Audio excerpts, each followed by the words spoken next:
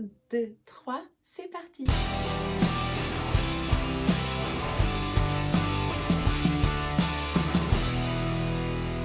Bonjour, moi c'est Emma, bienvenue sur Tricolibri.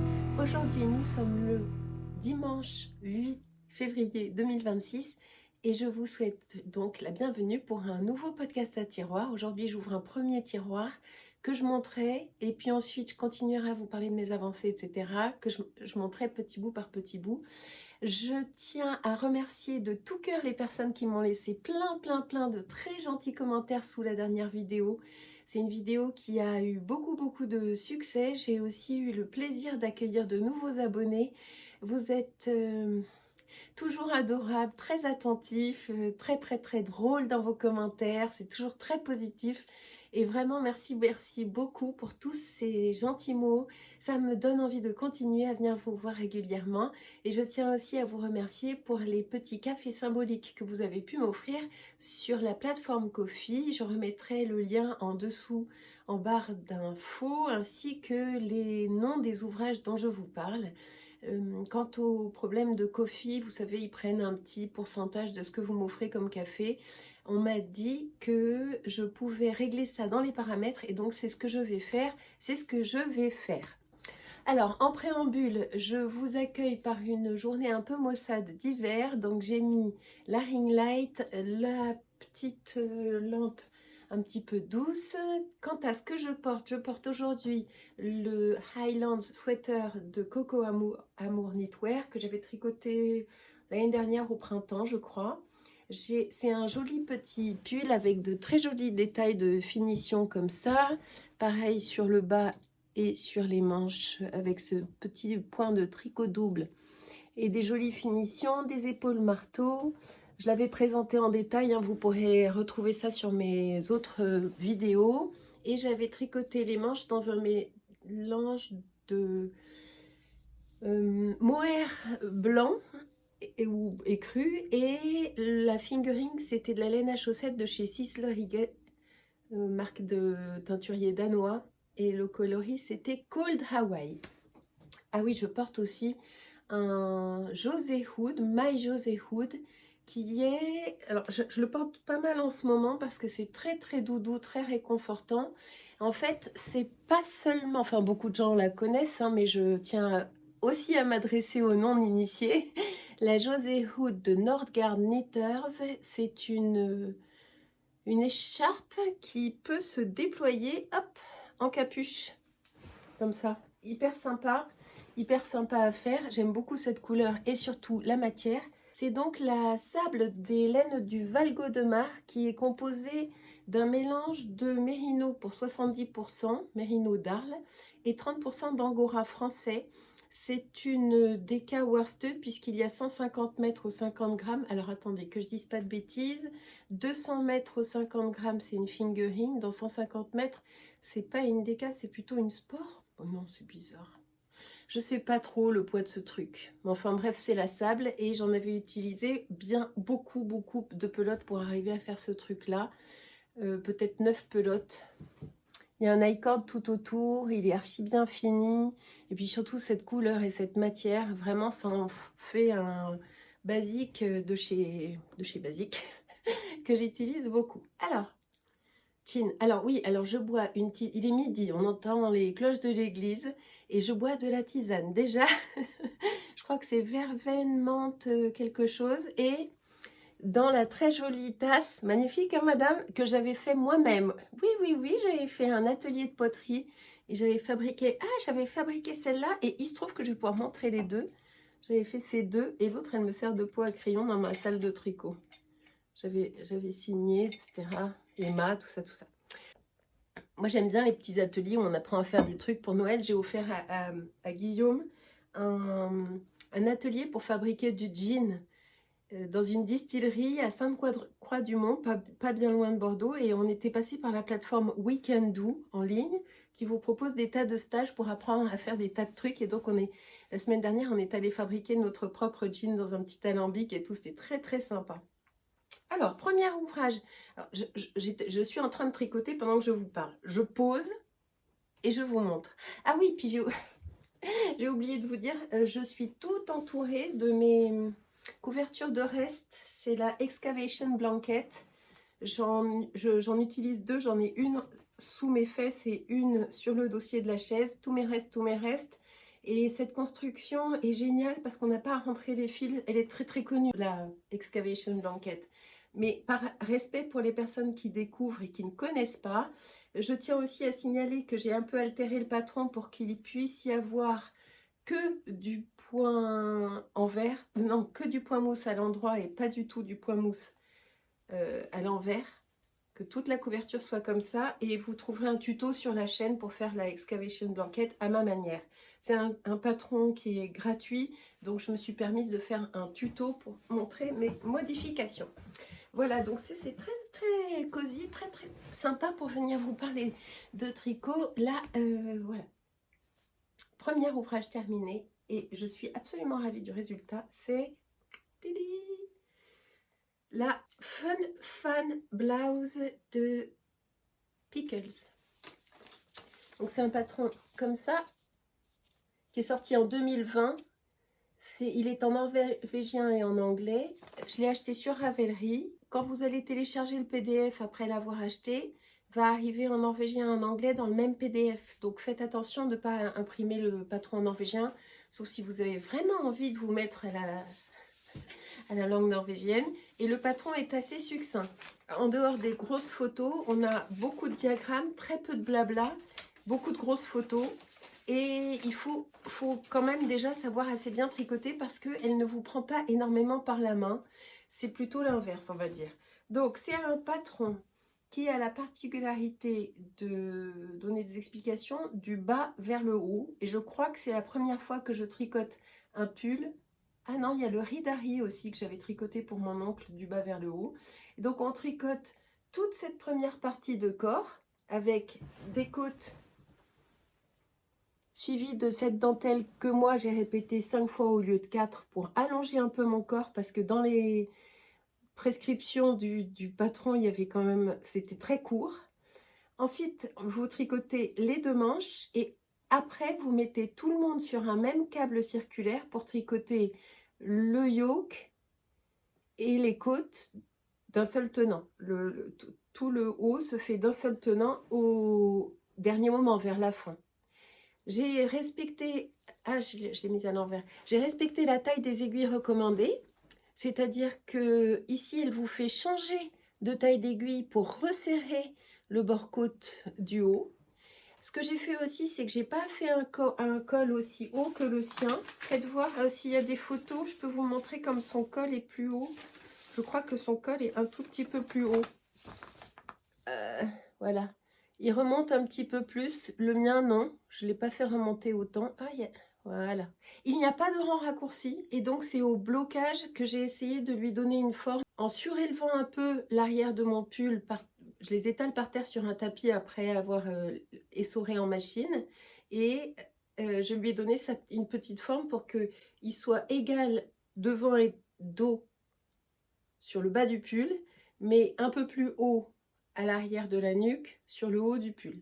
J'ai mis ma petite étiquette Tricolibri, hein, bah oui, parce que je veux laisser une trace de mon travail, de mon ouvrage, si jamais le pull est un jour donné ou qu'il se retrouve en recyclerie ou quoi, on garde la trace du fait main, quoi. Donc jusque-là, j'utilisais des petites étiquettes où il y avait marqué fait main, etc. Mais maintenant que j'ai mes étiquettes Tricolibri, ça, je les ai faites faire sur Wunderlabels. Je crois que c'est allemand. Je commence à surchauffer. Ah bah tiens, ça va être la bonne occasion. Je vais vous essayer ce pull tout de suite. Et voilà! Donc voilà, la Fun Fan Blouse terminée et bloquée et portée. Et je regrette pas du tout de m'être lancée dans ce chantier-là. Alors, pour commencer, la genèse du truc, c'est que la marque Katia m'avait contactée pour savoir si j'étais intéressée pour tester certaines de leurs qualités de fil. Moi, je ne suis pas du tout une fille de l'acrylique et du polyester, du nylon et tout ça. Je n'aime que les matières naturelles et le moins traité possible. Tout ce qui est à base de plastique, de superwash et de trucs comme ça me dit trop rien. Bon, quand on tricote des chaussettes, c'est difficile de s'en passer, mais c'est un autre débat. Et donc, j'avais regardé sur ce que propose la marque Katia, ce qui pouvait convenir à mes goûts. Et je m'étais arrêtée sur la Silky Lace. Alors, est-ce que je vais réussir à faire tout? Je filme avec mon téléphone qui est un iPhone SE. Bon, voilà. Katia Concept. La Concept by Katia. C'est la Silky Lace. Elle est super wash. Et ça, j'ai pas pu... C'est comme ça. C'est le coloris 152, c'est-à-dire que c'est un blanc écru. Et c'est composé de 80% de laine vierge et de 20% de soie. Et il y a 260 mètres pour 50 grammes, c'est-à-dire que c'est une light fingering. Mais c'est une light fingering qui n'est pas retordue. On dirait un peu une laine mèche, et d'ailleurs, qui n'est pas retordue. Est-ce que je vais arriver à... Voilà. Et qui a des petites irrégularités. Elle est très très douce, et puis on sent qu'elle est traitée. Mais elle fait très naturelle dans son calibre, voilà. Et avec, j'avais choisi, plutôt que de prendre un mohair et soie, je voulais tester leur qualité la plus douce possible pour faire le fil qu'on met en double et qui permet de donner un fluff ou d'accompagner, le fil d'accompagnement. Pour ça, j'avais choisi la Silk Alpaca Natural Colors de chez Katia toujours. Katia Concept, je crois que c'est une de leurs gammes un peu upgrade. Et ça, c'est composé de 74% d'alpaga et 26% de soie. Et il y a 150 mètres pour 25 grammes, 300 mètres 50 grammes, 600 mètres 100 grammes. C'est-à-dire que c'est une lace. Et donc, en tenant les deux ensemble, celle-ci, elle est quand même très, très épaisse et dodue par rapport à un mohair classique. Et donc, j'avais peur. On utilise ce mot un petit peu à tort et à travers. J'avais pas peur. Je redoutais plus ou moins de me retrouver avec un pull un peu cartonneux, un peu trop épais par rapport à mohair et soie classique. Et en fin de compte, tant que je le tricotais, ça faisait un peu ça. Ça faisait un peu cet amas de texture un peu too much. Et après blocage, ça s'est complètement détendu. La dentelle s'est ouverte, ça s'est révélé. Et le pull a gagné énormément en fluidité. Alors, je vais essayer de repousser tout le système. Oups là, pour vous montrer, pour essayer d'avoir un peu plus de recul. Hop, voilà. Donc, ça donne ça.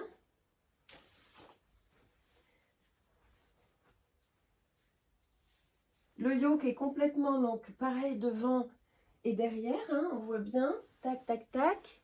Et j'aime énormément ce petit détail de finition où toute la dentelle est sur le même modèle tout le long. Et là, elle se termine avec... C'est archi simple à faire, hein, avec un jeu de mailles ensemble qui rassemble la dentelle au point, ici, au point culminant, juste avant de commencer ses côtes. Et ce bord-côte, je le trouve aussi vraiment, vraiment sympa.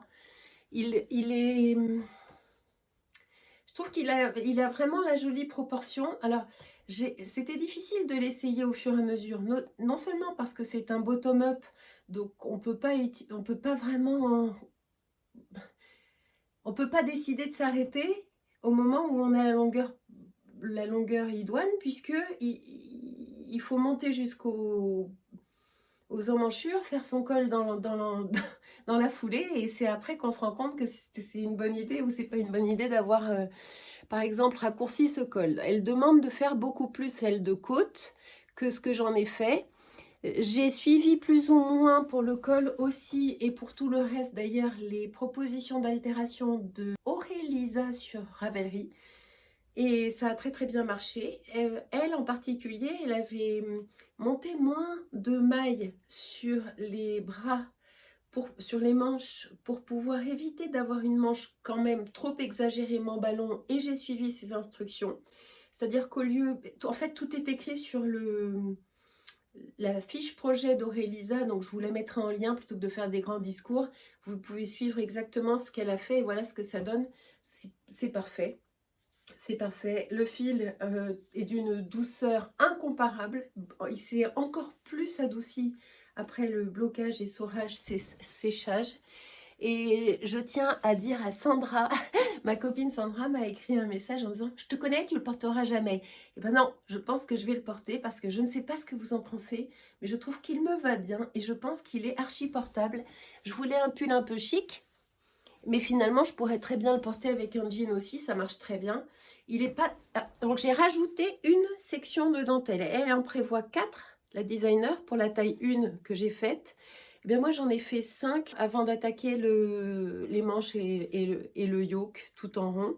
Et je trouve que c'est pas mal parce que ce que ça rajoute, c'est peut-être... ça rajoute peut-être 4 cm. Et ben ça rajoute bien les 4 cm dont j'avais besoin pour que le corps soit pas trop haut, pas trop crop non plus. Donc quand je lève les bras, bien sûr, quand je lève les bras, le truc monte, hein. Je redis, quand je lève les bras, le pull monte. Donc c'est un peu un pull à porter quand même avec un jean taille haute ou un pantalon taille haute. Parce que ça, c'est typique des yokes, ces empiècements circulaires. En fait, ils emportent tout le pull quand on lève les bras. Et oui, ça emporte tout le pull quand on lève les bras. Mais bon, c'est pas grave, c'est à savoir. Et de toute façon, dessous, il faut pas que je porte un petit haut trop foncé. Parce que sinon, ça va pas du tout, ça va plus du tout avec la dentelle. Donc, je rapproche un peu tout le système là. Qu'est-ce que vous en pensez? Il est chouette, hein? Moi, je vous encourage à le faire parce qu'il est hyper amusant à faire. C'est pas du tout lassant. On passe d'une section à l'autre avec un rythme différent. Quand on a fini le corps et qu'on serait un peu lassé parce qu'on finit par connaître la dentelle par cœur. D'ailleurs, la dentelle, on la retient très bien assez vite. Assez vite, j'avais plus besoin du tout des grilles. Et bien, quand on a fini tout son corps et qu'on commence à être un peu lassé de cette dentelle, hop, on passe à une manche qui se fait finalement très très vite. Ça va très très vite de faire une manche puis l'autre. Et après, c'est un peu long quand on a toutes ces mailles sur les aiguilles avant de commencer des diminutions à intervalles réguliers. Ce que je conseille, c'est quand même de très très très bien lire jusqu'au bout les grilles, pas comme moi. Alors je vous montre parce que vous n'en ferez rien d'une grille à part. Mais ici, vous savez, là, je vous l'avais dit au précédent épisode, par exemple là c'est 2 mailles ensemble quand le triangle est petit, mais il faut faire gaffe, quand le triangle est grand, c'est 3 mailles ensemble. Ensuite là, il faut se dire, ah attention, je ne vais pas continuer tout d'un seul tenant, il va falloir quand même que je pense à emprunter une maille au rang précédent pour pouvoir faire ma double diminution centrée là. Ensuite, il faut quand même bien lire ce qu'elle dit, parce que... Mais même en ayant lu ce qu'elle disait, il y a un endroit où il faut mettre ensemble sur un grand câble les mailles laissées en attente sur un petit câble de chaque côté pour les manches et que ça rejoigne exactement le trou qu'on avait prévu. Elle demande de rabattre quelques 8 mailles, je crois, sous les bras. Eh bien, il faut bien faire attention et faire en sorte de disposer nos câbles au bon endroit. Ici, j'ai cousu sous les bras avec une couture qui est, ma foi, pas dégueu, mais j'ai fait de mon mieux. Bon, de toute façon, sous les bras, je suis pas très stressée. Tant que ça fait pas de trou, ça me va. Et vraiment, il est génial. Je le trouve très doux, très, très, très, très agréable. Et je trouve qu'il me va bien, qu'il est pas trop... Il est pas trop cucu pour mon style. Moi, j'aime pas les trucs qui sont trop girly non plus. Donc, si c'est pour pas le porter, là, je pense que je le porterai. J'adore. Ensuite, qu'est-ce que je voulais vous dire d'autre? J'ai fini une paire de chaussettes en Drops Fiesta. Anne, pour mon calendrier de l'Avent, m'avait glissé 2 pelotes de Drops Fiesta, qui est une laine à chaussettes DK, donc un peu plus épaisse. C'est le coloris 36. Et voilà ce que ça donne. J'ai tricoté ça dans mes heures perdues ou en réunion ou quand je suis dans une situation d'attente. Je ne les ai pas encore bloqués.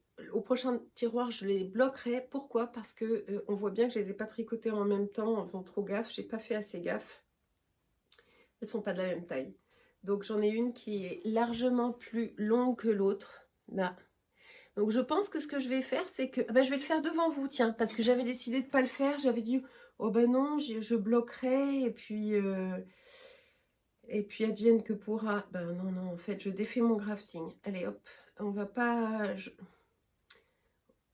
Comme il me reste un petit peu de cette laine-là, et que j'ai même d'ailleurs pas assez bien dosé pour pouvoir utiliser l'entièreté d'une pelote sur une chaussette, bah, tant qu'à faire, ça vaut le coup de défaire le grafting et puis d'utiliser la laine qui me reste pour faire 2 chaussettes de la même taille, ça sera mieux.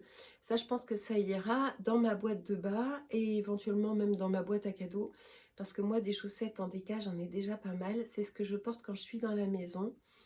Et pour ça, j'ai utilisé des aiguilles en Magic Loop, des 3,25 mm. J'ai monté 44 mailles. J'ai commencé par un bord-côte 2,2 en Magic Loop. J'ai descendu sur 12 cm. J'ai fait un peu au pif parce que mon idée, c'était d'essayer d'utiliser toute ma pelote.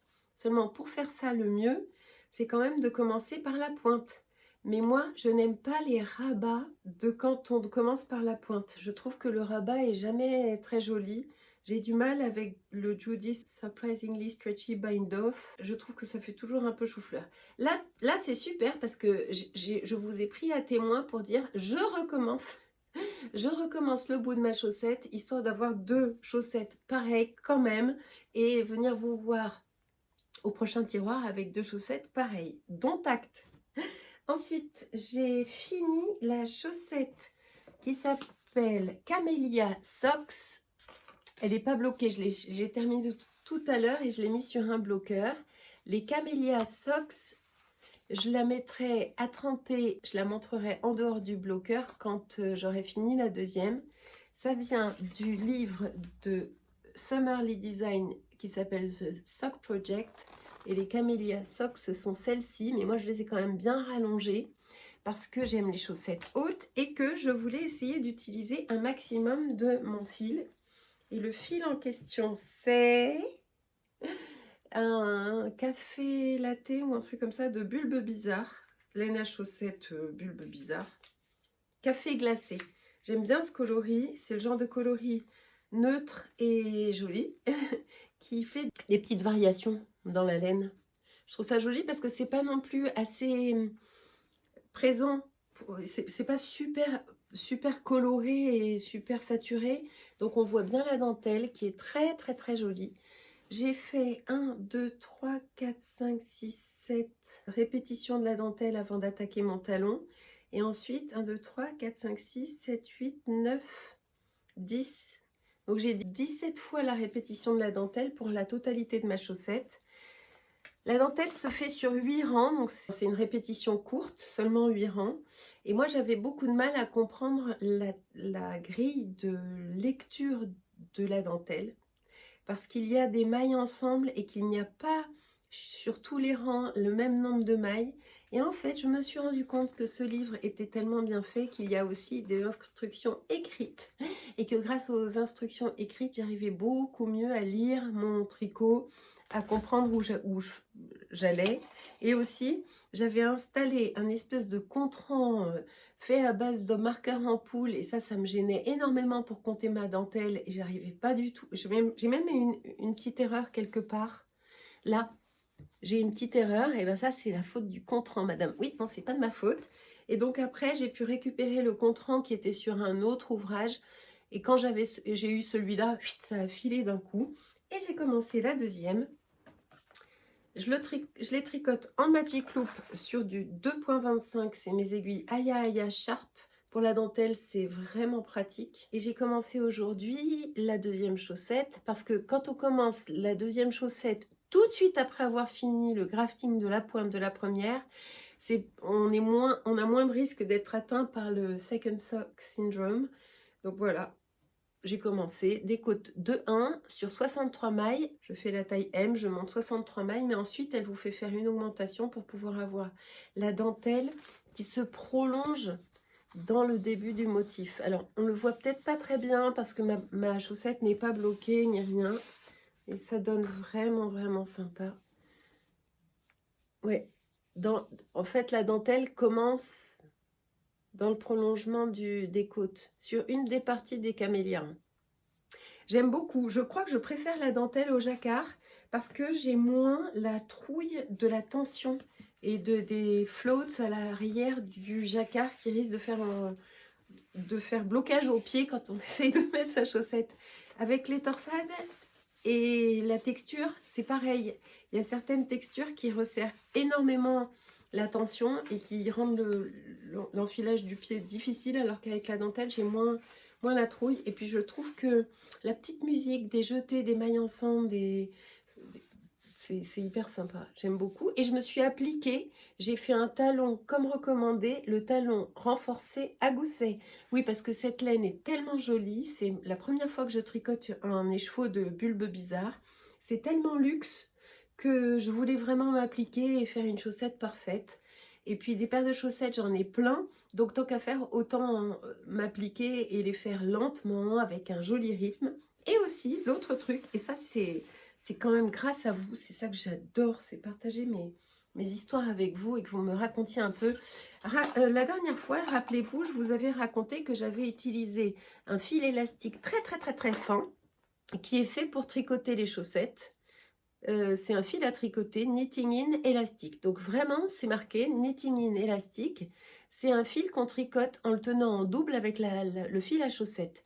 Et j'avais essayé de faire mes bord-côtes avec et j'avais galéré à tricoter ce truc-là, surtout que ça avait abîmé ma tension. Et plusieurs d'entre vous, vous êtes adorables, j'adore vous lire. Plusieurs d'entre vous m'ont dit, mais pourquoi est-ce que tu n'utiliserais pas plutôt le fil après coup, une fois que tu as fait tes côtes, et tu le glisses, tu le couds dedans? Je l'avais déjà fait ça pour pas mal de trucs, y compris des cols un peu godaillants. J'avais déjà utilisé un fil comme ça. Ben là, c'est ce que j'ai fait ce matin. J'avais fini ma chaussette. Alors, je ne sais pas si vous allez pouvoir voir le fil élastique que j'ai glissé, parce qu'il est vraiment très fin et c'est très imperceptible. Est-ce que vous allez le voir? Bon, en tout cas, il y a des petits endroits où j'ai fait des nœuds. J'ai refait le nœud au même endroit. Ouais, ça se voit. Il est là, mon fil à chaussette. Non, mon fil élastique. Voilà, là, ça y est, je l'ai détendu. Donc, ce que je fais, c'est que je prends une aiguille à laine et puis je vais passer mon fil à 4 endroits différents. C'est vraiment imperceptible, hein, à 4 endroits différents en le faisant passer dans les petits V de ma maille en vert. Et ça marche hyper bien, ça va retenir ma chaussette parce que vraiment ma bête noire, moi, vraiment de plus en plus, ça m'énerve, nerve. Ma bête noire, c'est les chaussettes qui glissent de ton mollet au fil de la journée. Moi, j'ai des mollets quand même, mollet de coq, on va dire. Et donc, je fais mes chaussettes hautes pour que quand je pédale ou quand je m'assieds, j'ai pas un bout de mollet qui dépasse entre mon pantalon et ma chaussette. C'est pas pour que le truc se tire-bouchonne au bas de mes chaussures, là. Vraiment, ça m'énerve trop. Et donc, je crois que j'ai trouvé la solution. Ça a l'air génial. Ça a l'air de bien tenir. La suite, au prochain tiroir, quand je les aurai bloqués, et que je pourrais vous en dire plus. Là, ensuite, j'ai bien avancé le popo jacket. J'ai terminé. Je me suis arrêtée à l'endroit indiqué pour mon corps. Alors, c'est un corps qui est très court parce que je crois que, 1, le point s'étire pas mal au blocage et 2, il se porte de cette manière-là, c'est-à-dire petite veste d'été, crop, courte. Et en plus, comme on continue un petit peu sur la hauteur grâce à l'icord qui est quand même, ma foi, assez épais, voilà, je me suis arrêtée court. Mais je me suis arrêtée comme elle dit, elle, et comme ce que j'ai vu sur pas mal de projets Ravelry. Et alors, on en est là. J'ai fait le dos. Ensuite, j'ai relevé des mailles pour le demi-devant droit, demi-devant gauche. La popo jacket de Egg Unit m'avait tapé dans l'œil parce que Hani du podcast Hani Wool Wonders l'avait faite et je trouvais ça magnifique. Et à la faveur d'une collaboration avec Majogarn, on a choisi ces deux fils, donc la Tweed Supreme, comme ça, la Tweed Supreme et un nouveau coloris de Pearl Mohair. Et voilà ce que ça donne. C'est magnifique, je trouve. Le point est sublime. Donc, après avoir relevé et tricoté mes deux demi-devants, j'ai rejoint tout ensemble avec le dessous de manche, tout d'un seul tenant. En dessous des manches, on vous fait faire quelques diminutions et ces deux bandes de jersey dans le point qui est peut-être un point de blé alterné. Je ne sais plus comment ça s'appelle, mais c'est très fun à faire. Et ça donne cette jolie texture. Et ça fait bien ressortir les petites paillettes de tweed là. C'est pas des paillettes brillantes, hein, c'est des petits confettis de tweed. Et ensuite, on doit relever tout le tour là, tout le tour, à un rythme qui est pas spécialement précis, mais indiqué et très facile à relever. On relève sur un très grand câble. Tout ça, c'est du relevage. Et ensuite, alors, en fait, toute la partie ici qui va faire le tour de la veste, c'est du relevage. Et tout le reste du bas du pull, c'est ce qu'il y avait déjà comme point maille sur l'aiguille et sur lequel on va poursuivre l'I-cord. C'est pas d'une boutonnière, il n'y a pas de bande de boutonnage. C'est un gilet qui se garde ouvert, qui est un petit gilet d'été que moi je veux porter sur des blouses blanches ou des blouses en dentelle blanche ou des t-shirts blancs. Et je trouve que la couleur est vraiment jolie. Alors, peut-être pas avec ma tête d'hiver, mais quand j'aurai un petit peu de couleur et tout, ce sera vraiment sympa. Le fil est magnifique. Et l'association des deux aussi. Donc, je vais avancer ça, faire les manches. Il y a aussi des I-cords au bout des manches. Les manches sont très courtes parce que comme c'est à épaules tombantes comme ça, voyez-vous, je crois que j'ai 20 cm de manches à faire avant d'avoir terminé. Et puis voilà. Et alors comme ça, c'est quand même un petit peu long, un petit peu un vrai processus de tricot et que je prends mon temps. J'avais envie d'un autre ouvrage qui, un, utilise mes restes, deux, pourrait faire l'objet d'un cadeau dans ma boîte à cadeaux, et trois, est un ouvrage qui ne peut que plaire. Et ça, c'est en fait ma filleule, notre filleule Emone est venue nous voir et il y avait dans les manteaux, il y avait ma capuche bombec rouge. Et ma capuche bombec rouge, je pourrais vous la remontrer au prochain tiroir. Elle est jolie comme tout, elle a beaucoup plu à Emone, mais elle fait un petit peu lutin. Et moi, j'avais envie de retricoter une capuche, mais sans lutin, parce qu'Emone me dit « Oh, c'est toi qui l'as faite, c'est trop beau, je rêve d'une capuche et tout ». Mais j'avais pas envie de refaire une capuche qui fasse trop lutin. La Bombec d'Atelier Émilie, elle a cette pointe. Et donc, j'ai décidé de faire la Holly d'Atelier Émilie. Je suis allée chercher le patron sur Ravelry qui doit coûter à peu près 6 €. Moi, il existe en français et en anglais. Et moi, je tricote en anglais. Et voilà où j'en suis. Alors donc, j'explique. J'utilise... J'ai pris la taille 4, je crois, l'avant-dernière taille pour qu'elle soit assez grande. Surtout que moi, je tricote quand même très serré. Et je tricote ça avec la laine de reste que j'avais. C'est de la gilet puce Poussy. Je ne sais pas si ça se retrouve facilement, ça, parce que c'était des queues de pelote que j'avais trouvées à l'usine Fonty, c'est noir. Et il m'en restait une autre pelote que j'ai complètement fait passer dans la capuche.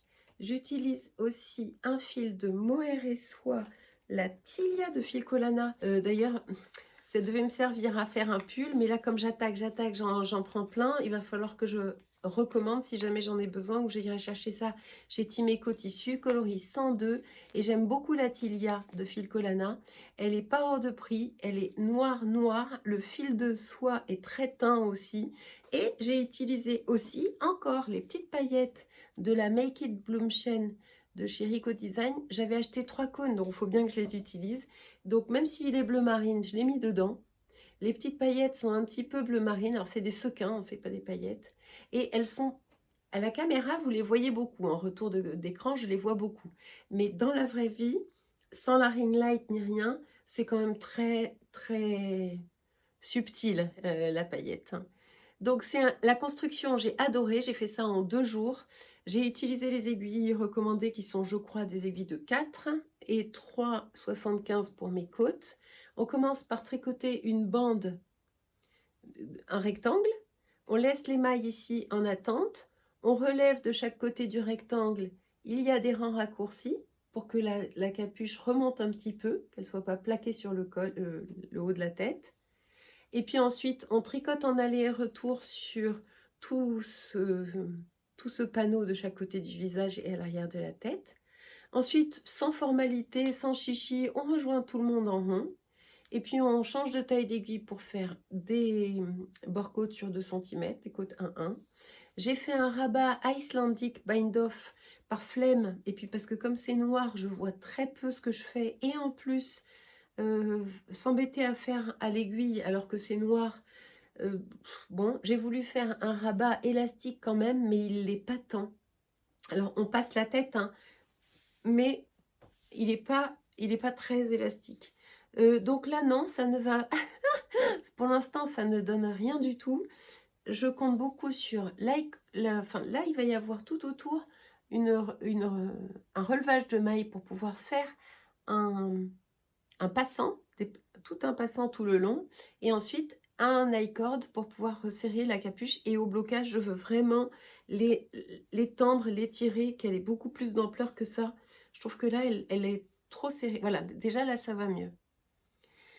Voilà, donc la petite capuche noire, chic, sympa. En fait, l'idée, c'est de la porter comme ça, avec la capuche sur l'arrière d'un pull noir, et pouvoir l'utiliser comme un sweat à capuche.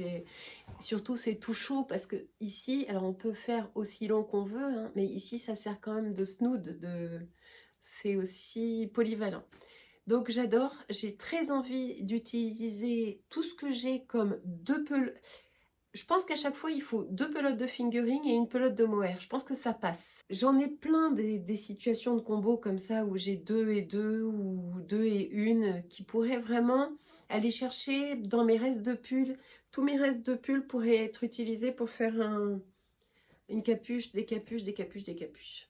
Donc je vais la continuer, je vais faire le passant, je vais faire l'i-cord, et je reviens vous voir dans quelques jours pour moi et tout de suite pour vous.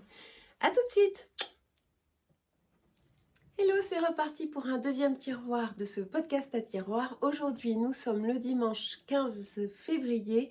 Il pleut, il pleut, il pleut, et ça n'est pas étonnant. Il pleut depuis des mois sans discontinuer. La Garonne déborde, toute la France est en crue, et là, je suis sous un Velux, donc vous allez certainement entendre la pluie tomber. On a même des fuites, et il va falloir que... On a des fuites et des infiltrations d'eau. Et comme Guillaume est à la chasse, il n'est pas là ce week-end, c'est à moi de monter sur le toit pour aller remettre des tuiles en place, parce qu'il a aussi beaucoup venté et que des tuiles se sont déplacées, et donc il y a des infiltrations d'eau dans le plafond. Et donc je vais devoir monter sur le toit pour aller remettre les tuiles en place. Mais d'abord, je tricote, je tricote et je viens vous raconter. Alors, je vais avoir énormément de choses à vous dire, et je vais prendre mon temps. Tant pis si c'est un peu long, tant pis, on est entre nous. On n'a vraiment rien d'autre à faire que de se poser un petit peu, tricoter tranquillement. C'est le format de ces vidéos. Je me suis rendu compte au montage de la précédente vidéo que j'avais l'air hyper crevée, hyper fatiguée. Donc là, aujourd'hui, j'ai essayé de faire un petit effort de de mettre un peu de terracotta, mais le problème c'est que j'ai eu un énorme lumbago toute la semaine dernière. En fait, j'ai voulu reprendre le yoga sur les conseils de mon médecin, et parce que dans le quartier il y a une salle de yoga Iyengar, et le yoga Iyengar, c'est le yoga que j'ai pratiqué pendant 20 ans et que je connais bien. C'est un yoga qui est en intensité physique et physiologique, hein, c'est pas un yoga de méditation. Et donc bref, j'ai voulu reprendre, et je me suis dit, bah non mais t'as fait 20 ans de yoga, vas-y, tu sais faire, et ça tu sais faire, et la posture sur la tête et les épaules et les machins et tout.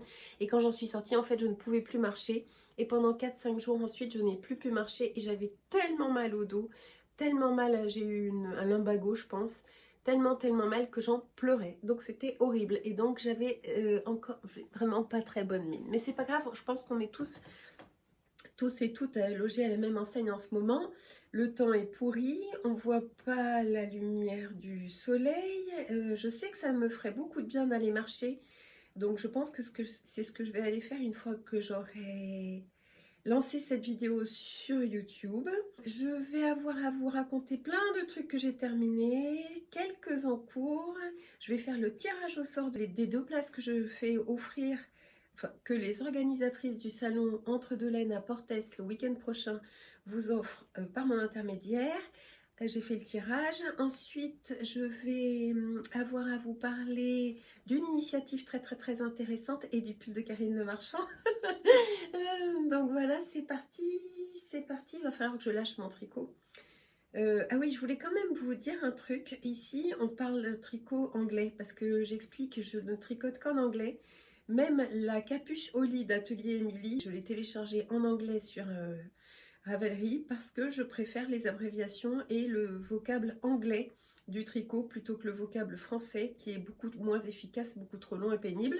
Donc ne m'en veuillez pas si j'utilise des termes anglais pour vous parler tricot parce que je ne connais pas les bons termes français non plus.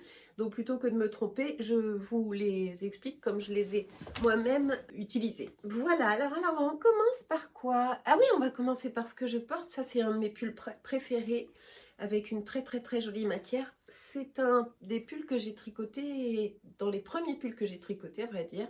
J'avais déjà la chaîne, je pense qu'on peut le retrouver sur un de mes podcasts. C'est le Fortune Sweater de Petite Knit qui a la particularité d'avoir des petits trèfles comme ça à 4 feuilles, donc ça porte la bonne fortune. J'espère que ça va nous apporter du beau temps. Je le porte beaucoup, très souvent, on m'en fait beaucoup de compliments et la matière est géniale. C'est ce qui donne ce drapé, cette brillance. C'est un des plus beaux mohair de France, c'est les mohair de la ferme Doré. Et Aurélie, elle avait eu la gentillesse de me faire signe pour me... J'adore. C'est marrant parce qu'avant, j'avais souvent des propositions dans ce genre-là. J'en ai beaucoup moins, mais elle avait gentiment, elle m'avait fait confiance pour tester son fil. Elle m'en avait envoyé de son mohair, magnifique mohair, et je l'avais mélangé avec un tout petit fil d'alpaga, de la crème que alpaga, je sais plus quoi. Mais c'est marqué dans ma fiche Ravelry, le Fortune Sweater. Il est bien, mais il est grand. Il est un peu grand, donc si je le rentre pas comme ça, j'ai l'air un peu femme enceinte. Quoique, non, ça va. Mais il est devenu un peu grand. Je pense qu'il faudrait que je le rebloque, typiquement, lui, pour pouvoir le faire refermer un peu les fils les uns sur les autres. Parce qu'à force de porter nos ouvrages, en fait, les fibres se détendent avec la chaleur du corps, avec nos mouvements, avec les frottements, les fibres se détendent et donc ça ouvre un peu les mailles et ça finit par faire agrandir un petit peu les pulls. Donc je pense que celui-ci, il lui faudrait un bon trempage. C'est pas juste pour le laver, il n'a pas besoin d'être lavé, il n'est pas sale, c'est juste trempage, puis essorage en machine, parce que alors là, l'essorage en machine, ça resserre bien les fibres, et ensuite je le fais sécher à plat et il redevient un petit peu moins loose, je pense. Mais il est vraiment joli, je le vois à la caméra, là, c'est vraiment un de mes plus beaux pulls. Comme d'ailleurs, je voulais vous en reparler parce que ça aurait été dommage de ne pas lui rendre hommage une nouvelle fois, mon Fun Fan Blouse. Après une semaine, entre le précédent tiroir et maintenant, ça fait une semaine, et en fait, j'aurais eu envie de porter que ça. J'adore cette fibre. Le côté alpaga brossé, la brushed alpaca. Alors attendez, je vais aller le chercher pour vous en reparler. Oui, parce qu'au début, je vous disais, oh là là, j'ai l'impression que ça va être très épais. Et effectivement, c'est un peu plus épais qu'un mohair et soie. Ça s'appelle la Silk Alpaca de Katia. Là, ça m'avait été offert par la marque. J'ai été ravie de découvrir ce fil. Je suis ravie de pouvoir vous le recommander. Moi, je me gênerai pas si jamais je teste un truc et que ça me plaît moyen. Je vous en parlerai. Mais là, je vous dis, ça me plaît énormément. Alpaga et soie. 74% alpaga et 23% soie. Mais enfin bref, en fait, ça là, ça donne une douceur incomparable, alors que le mohair et soie, moi parfois à la fin de la journée, ou alors si je suis un peu en surchauffe, ça finit par me piquer, alors que ça, là, pas du tout. C'est beaucoup plus agréable à porter qu'un mohair et soie. Et franchement, c'est une découverte, une surprise pour moi. J'aurais envie d'utiliser plus souvent autre chose que du mohair et soie finalement. Maintenant que j'ai goûté à la douceur d'un alpaga brossé. En fait, c'est ça, c'est de l'alpaga brossé. Hein. C'est plus doux qu'un mohair et soie. Et donc, Sandra, qui se reconnaîtra dans ma copine Sandra, avec qui j'ai passé... chez qui je suis allée... notamment pour aller ensemble aux portes ouvertes de Didier et Vincent, au fil d'Horus à je sais plus où là-dedans, hein. Sandra me disait, oh là là, tu vas jamais le porter, je te connais, tu vas jamais le porter. Erreur, je vais le porter. D'ailleurs, je l'ai porté beaucoup, beaucoup, beaucoup, beaucoup. Et je ne trouve pas qu'il soit too much, alors que c'est vrai, elle a raison. On aurait pu se dire, elle va jamais le porter, c'est pas son style. Eh bien, si, madame, je l'ai porté beaucoup. Et comme il est très, très doux et très, très agréable, et que je trouve qu'il est quand même très bien coupé, j'aime bien sa coupe ample sur l'arrière et tout. Et bien, si, je pense que je vais le porter beaucoup, au contraire. Il est archi, archi bien. Je voulais juste vous le remontrer pour vous en dire des nouvelles de portage, pas juste voilà j'ai fini, l'objet est fini, etc. Maintenant avec l'expérience du portage, je peux vraiment recommander ce modèle et cette association de fils qui a bien marché pour moi. Ensuite, j'ai terminé ma capuche au lit. Tili, la capuche au lit. Alors ça c'est un ouvrage que j'ai cru avoir complètement raté quand il était fini parce que j'avais fait j'ai fait toute la cagoule et puis ensuite on doit relever. Quand on relève des mailles tout autour de la capuche, on dit bien relever des mailles, hein, je précise. Quand on relève des mailles tout autour de la capuche, ça forme un genre de godet ici qu'on va utiliser pour faire passer le cordon d'ail-cord, ok? Déjà,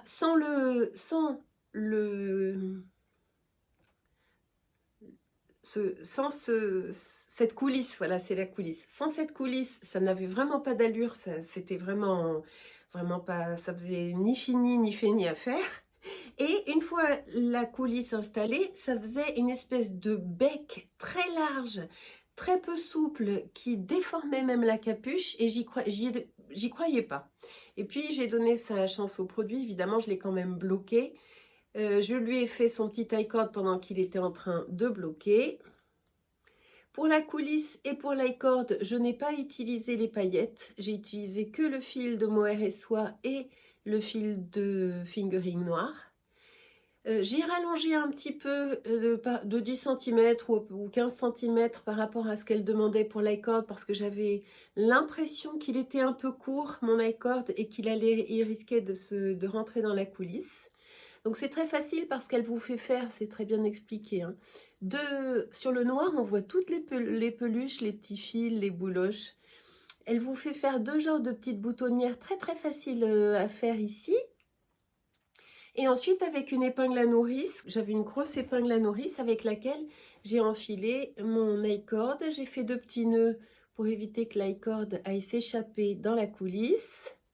Et là, la coulisse faisait donc une espèce de ganse. Ça donnait un aspect très rigide à tout mon tour de capuche, mais en plus avec des gondolages tout autour. C'était très très moche. Donc je l'ai bloqué en l'étirant énormément pour donner de la souplesse à mon tissu. Vous voyez, je ne l'ai pas juste posé à plat, j'ai mis mes peignes de blocage et j'ai vraiment tiré et étiré mon tissu pour lui donner de la souplesse. Je pense que c'est... Je l'ai fait de manière instinctive, mais je pense que c'est nécessaire pour vraiment que le tissu se déploie, qu'il prenne une souplesse comme ça, que ce soit plus joli que tout guindé. Ensuite, l'autre modification que j'ai faite, c'est que ici, quand en fait, on relève les mailles sur l'extérieur de la capuche, on tricote tout autour pour la coulisse, et ensuite on est censé relever et tricoter en rabattant le repli d'intérieur de capuche. Et ben moi je n'y arrivais pas sur le noir, j'arrivais pas à bien saisir quelle était la maille qui correspondait exactement avec ma maille d'en face. Ah, ça c'est un petit fil à couper. Et donc de guerre-lace que j'ai fait, et ça a très bien marché, c'est que j'ai tout rabattu souplement avec une aiguille beaucoup plus grosse pour le rabat. Et ensuite j'ai cousu j'ai cousu mes mailles de rabat le long de mon intérieur de capuche, et ça s'est mieux passé que si j'avais essayé de reprendre la maille juste en face pour ensuite la rabattre. Je n'y arrivais pas de toute manière. Donc je vais vous montrer avant de l'essayer. Alors, je vais vous montrer la différence avec la capuche bon bec. Ici, il y a un petit bec qui s'est fait là, Et ça, c'est à cause de mon pliage et de l'installation des peignes de blocage. Je trouve que c'est pas très joli. Donc ce que je vais faire, c'est qu'avec mon fer vapeur, bon c'est vraiment c'est un détail, hein. Mais vous allez voir quand je vais la porter, le petit détail en question là est un peu disgracieux.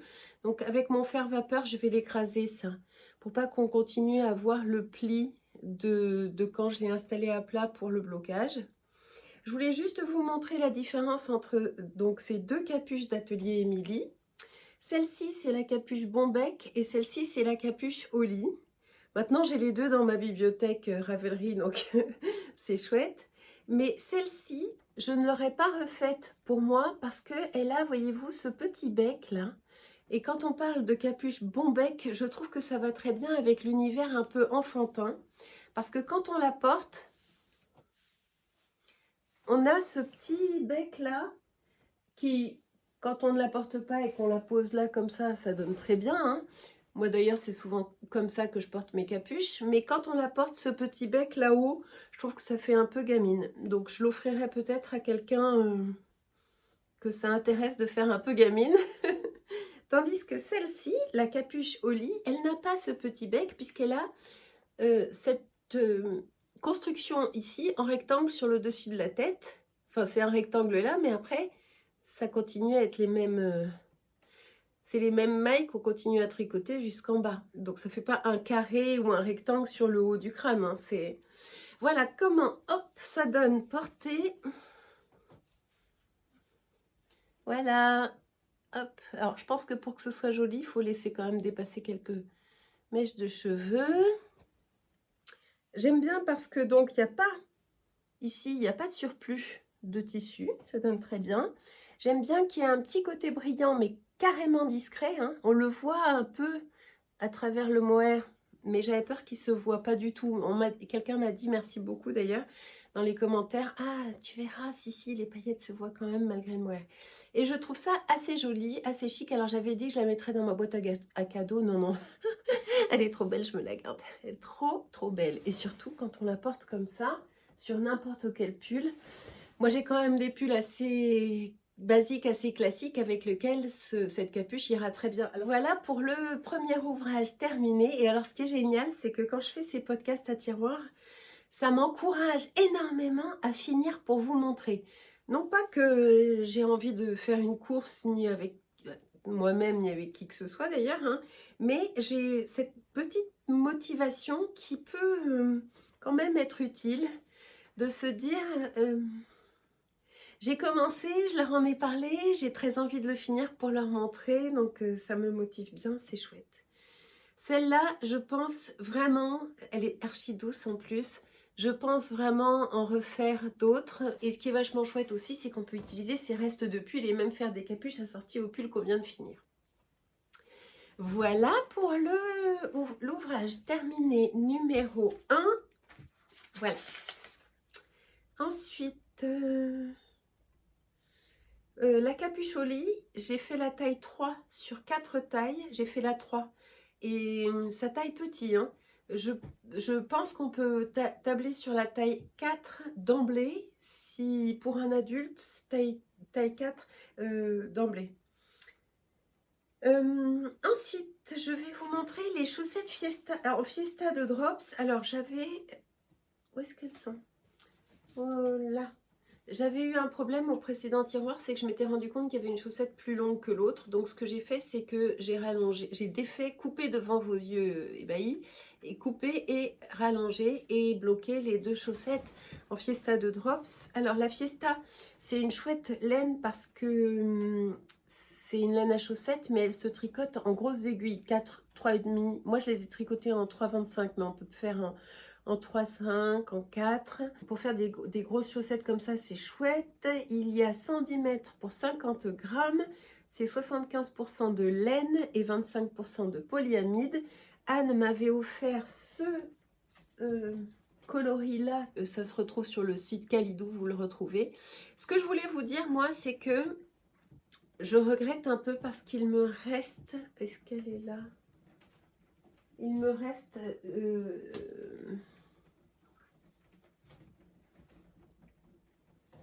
Vous entendez la pluie? super, hein. Oui, donc j'ai retrouvé, il me reste ça, je ne sais pas combien de grammes ça fait. C'est le coloris 36. Mais quel dommage, parce que je pense que si j'avais fait 10 rangs de plus sur la tige, j'aurais utilisé entièrement une pelote par chaussette. Donc c'est ce que je vais faire avec ces pelotes-là, qui sont aussi de la Fiesta. Je vais faire une pelote par chaussette, et pour être sûre d'arriver jusqu'à mon fil, pour la prochaine fois, là j'ai monté 44 mailles, la prochaine fois j'en monte 48. Là j'ai fait des côtes de 2, la prochaine fois je fais des côtes de 2 aussi sur 12 rangs à peu près. Là j'ai fait 37 rangs pour la jambe avant de faire mon talon en shadow wrap heel. La prochaine fois je vais faire 48 rangs de côte 3-1 pour donner un plus d'élasticité. Comme j'aurai 4 mailles de plus sur la circonférence, je pense que des côtes 3-1 resserreront bien et donneront bien l'allure de chaussettes de boots ou de chaussettes rustiques d'hiver. Et la prochaine fois, pour utiliser toute la pelote, j'ai noté que pour un pied, une pelote, je ferai donc 48 mailles. J'espère que ça va marcher, je vous le dirai la prochaine fois. Je monte 48 mailles, je fais 12 rangs de côte de 2. Ensuite, je fais 48 rangs de côte 3-1. Donc c'est facile, 48 mailles, 48 rangs sur la tige.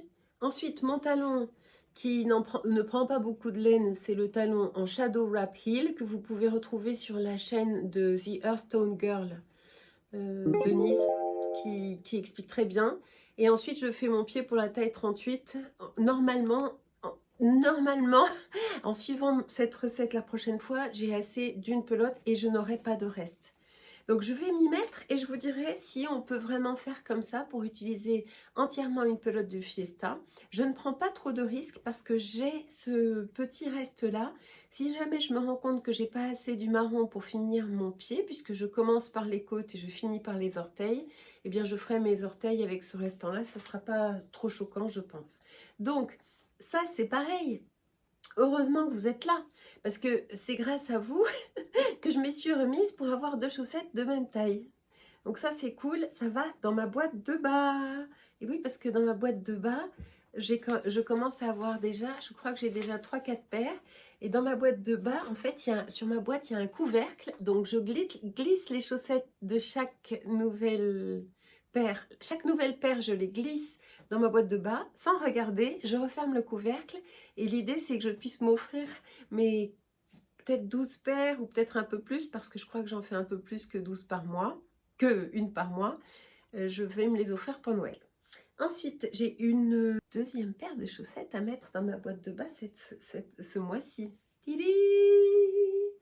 Ce sont les chaussettes Camellia, les Camellia Socks du livre The Sock Project de Summerly Design qui entre-temps, alors moi j'ai rêvé de ce livre pendant des mois et c'est finalement ma petite sœur Marie qui me l'a offert pour mon anniversaire en novembre et je me régale à les faire. Elle a entre-temps sorti un deuxième bouquin. Mais bon, je suis déjà ravie d'avoir toutes ces recettes pour tricoter des très très jolies chaussettes. Et ce que je fais, c'est que je fais un patron de ce livre, un patron du livre de Lysandre en alternance. Donc cette fois-ci, c'était les camélias de ce livre-là. C'est déjà mon deuxième patron issu de ce livre-là, archi bien expliqué. Et surtout, ce qui est sympa comme tout quand vous lisez l'anglais, c'est que ce livre, enfin c'est un livre de patron de chaussettes, mais elle a une très jolie façon d'écrire. Elle est très drôle quand elle explique, c'est très très bien expliqué. Donc j'ai suivi le patron à la lettre, en faisant même le talon renforcé à gousset, oui oui, là, voilà, et en faisant... ces chaussettes de luxe avec un fil de luxe de chez Bulbe Bizarre. C'est une teinturière indépendante. Le coloris s'appelle Café Glacé et c'est sa soque extra fine. Je ne sais plus combien, mais je crois qu'il y a 85% de mérino et 15% de nylon, ce qui rend le fil très très doux. Je les ai faites les plus longues possibles parce que moi j'aime beaucoup les chaussettes plus hautes. Et en plus, je voulais essayer d'arriver jusqu'au bout de mon écheveau de 100 grammes. Ben non, c'est raté, il m'en reste encore. Je pense qu'il m'en reste une trentaine de grammes, j'ai pas pesé. Mais voilà ce que ça donne en faisant 17 fois les répétitions du motif qui est comme ça. Et j'aime beaucoup. Comme je pense qu'on va me demander 5 fois comment je fais pour faire ces bloqueurs à chaussettes, qui sont super parce que faits dans un set de table à 1 € de chez Ikea, je remettrai en lien le lien vers Cyber Seams qui vous donne le template pour découper une feuille de papier puis vos gabarits pour les bloqueurs à chaussettes. Bref, j'ai l'impression de radoter parce que je vous raconte comme je réponds à ces questions, je finis par dire tout le temps la même chose. Voilà ces jolies chaussettes. J'aime beaucoup l'aspect faux uni, semi-solide, c'est faux uni, avec ces petites variations de taches de couleur un peu plus foncées sur la chaussette. J'ai 1 ou 2 erreurs dans ma dentelle, je le sais, je vais pas mettre le doigt dessus et vous serez très sympa de ne pas me le faire remarquer non plus. Je me suis beaucoup appliquée et cette dentelle n'est pas facile parce que il faut lire sans arrêt soit son diagramme, soit les explications rang par rang. Elle ne se retient pas en fait. Elle se fait sur 8 rangs et elle ne se retient pas. Mais regardez comme c'est joli. J'aime beaucoup le détail féminin d'une chaussette en dentelle sur un coloris très peu girly finalement, l'alliage des deux. Je pense que j'aurais du mal à faire coloris girly plus dentelle féminine pour moi, pour mes goûts à moi. Donc on commence par ces côtes. En fait, j'ai fait un montage en long tail caston et pas en German twisted caston parce que je me rends compte que le German twisted caston avec son twist donne un peu trop d'élasticité au haut de ma chaussette. Donc cette fois, j'ai fait un long tail caston plutôt qu'un German twisted caston. Sur la première, je ne sais plus laquelle c'est celle-ci. J'ai installé le petit élastique. Je ne sais pas si... Oui, on le voit un peu. Ce petit élastique qui est là, qui n'est pas un élastique de renfort, c'est un élastique d'élasticité, d'accord? Donc certains ont compris que c'était pour renforcer. Non, non. C'est pour que la bande de côte revienne mieux en place. Tac. Revienne mieux en place que sans élastique. Donc ce que je fais, c'est que je passe avec une aiguille voilà, on le voit assez bien, à plusieurs endroits de mon bord-côte, sur l'intérieur des petits V comme ça. Et qu'est-ce que j'ai fait d'autre? En fait, moi j'ai suivi le patron à la lettre parce que la dentelle part des côtes comme ça. La dentelle, elle est issue des côtes, c'est très joli.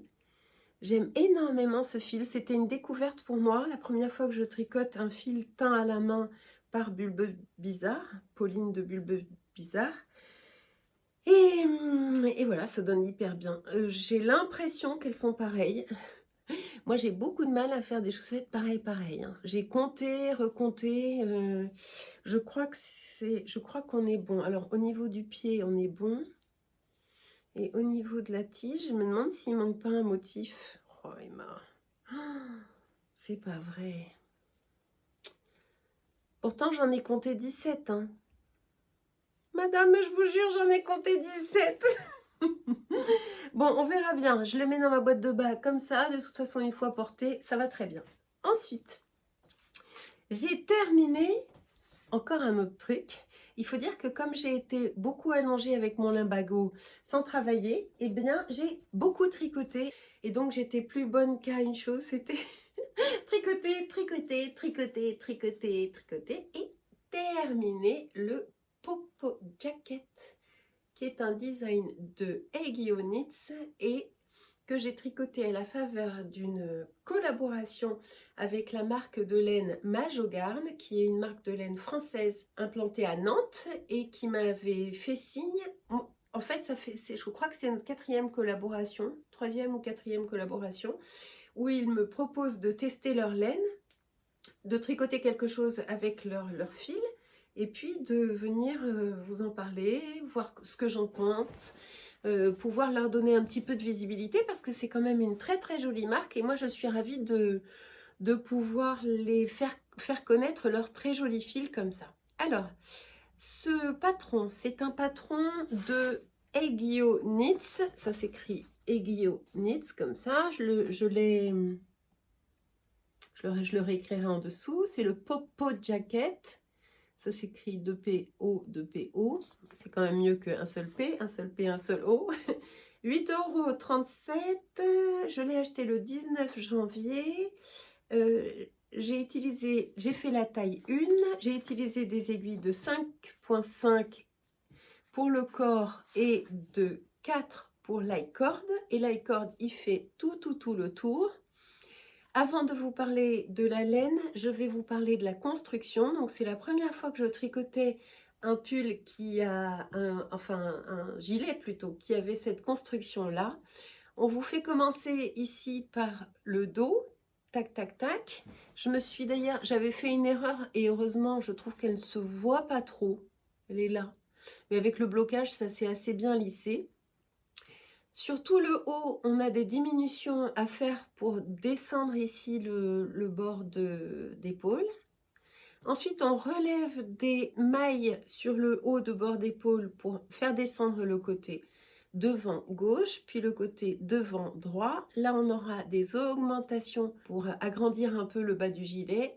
Et il est construit comme ça, avec ici. Donc ensuite, une fois qu'on a la même hauteur sur les deux devant que sur ce qu'on avait laissé en attente pour le dos, on met tout sur un même câble. On tricote ce point qui est double moss stitch. Donc c'est pas le point mousse, puisque moss ça veut dire la mousse. C'est le point de blé double ou le point de riz double, double moss stitch. Je ne sais pas comment on dit en anglais, en français, mais en tout cas, c'est une alternance de une maille en droit, une maille envers pendant tout le pull. Donc, il y a beaucoup de mailles envers. D'ailleurs, j'avais oublié de le dire, mais là, c'est tout le temps aussi de la maille en droit, maille envers, maille en droit, maille envers. Tout le temps, puisque c'est des côtes. Ici, pareil, que des côtes. Mais en contrariant les côtes, 2 rangs sur 2. Donc on fait deux rangs, maille en droit, maille envers, maille en droit, maille envers, et les 2 rangs suivants, maille envers, maille en droit, maille envers, maille en droit. Donc c'est très facile, il faut juste savoir bien lire son tricot pour savoir à peu près où on en est, et ça donne cette très jolie texture. C'est très texturé. Et ce que je voulais vous dire aussi, ce qui est très joli ici, c'est qu'on a un détail de structuration du corps qui le rend pas tout mou, trop vaporeux, parce qu'on a des mailles ici en droit et qui se prolongent aussi sous la manche, ici, là. Donc j'ai essayé de les faire coïncider, hein, tant bien que mal. Le patron n'est pas bien écrit, hein, je n'aime pas cette écriture. Je vais essayer d'éviter de retricoter des patrons d'aiguillonite parce que franchement, on est vachement livré à soi-même, c'est pas très clair, c'est pas très bien expliqué. Je sais que c'est un peu vache, hein, de dire ça, mais bon, je suis là pour vous raconter en vrai ce que j'en pense, hein. Donc par exemple ici, là, quand on relève, oui, parce qu'une fois qu'on a fini le corps, on relève des mailles pour faire les manches. Le relevage de mailles, c'est quelque chose qui est très aléatoire aussi dans l'explication. C'est un peu... à toi de te démerder, hein, je dirais. Ensuite, donc on prolonge ces 2 petits rangs de jersey qui structurent bien le double moss stitch. On finit par un i-cord en aiguille. Moi, je l'ai fait en aiguille 4 comme recommandé. Regardez comme ce joli petit halo est bien mis en valeur dans cette lumière. Là, c'est vachement joli. Et il y a un très gros travail d'i-cordage ici. I-cord, ça vient de idiot cord, parce que c'est très facile à faire. C'est une cordelette pour les idiots.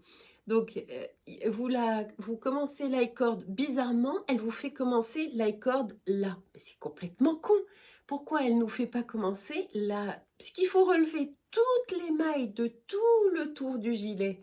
Pourquoi elle ne nous fait pas commencer là où on ne verra pas le raccord? C'est très très con. Si j'avais su, j'aurais commencé mon i-cord là et pas là. Qu'est-ce que ça change? Parce qu'après, pour faire mon grafting d'i-cord, bon, je m'en suis pas trop mal sortie, mais j'aurais préféré avoir mon début et le grafting et la fin dans le haut du dos, là, dans la nuque, où personne ne voit. J'ai pas bien compris. Ou alors, à la limite, Où est-ce qu'on pourrait le commencer? Non, le mieux, ce serait de le commencer là, et high chord, high chord, high chord, high chord. Là, faut compter plusieurs jours de cordelette, de cordellation, d'accordelage, parce que on fait tout le tour. Alors, je vais l'enlever du centre pour mieux vous montrer. Alors, elle vous fait commencer débilement, elle vous fait commencer par là, d'accord? On relève tout. Tout ça, tout ça, tout ça. Là, tu relèves, tu relèves, tu relèves, tu relèves et tu retournes au point de départ. Et ensuite, tu fais ton high chord sur 4 mailles. Mais moi, j'aime beaucoup faire de l'high chord. Ça a quelque chose de très rythmique, d'assez envoûtant. Et puis surtout, ça donne une finition absolument parfaite à l'ouvrage. Hein, j'adore. Je vais aller chercher les laines pour vous les montrer et puis je vais l'essayer pour vous montrer. Stop. Alors, qu'est-ce que ça donne? Bon, je pense que c'est une petite veste vraiment d'été. Hein. J'ai choisi la couleur pour pouvoir le porter en été sur un short, une jupe, une robe. Hop, voilà ce que ça donne. Alors, je vais essayer de prendre un peu de recul pour mieux vous montrer. Voyons. Voilà. Alors là, vous avez le droit à toute la... Voilà comment ça se porte.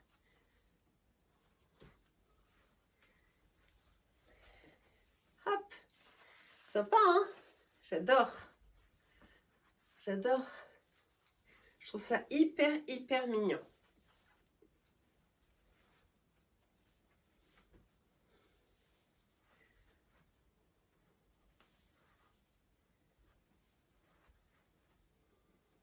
Je crois que j'ai bien fait de faire la taille 1 parce qu'il est déjà immense. Mais j'aime beaucoup son aspect très... Comment dire?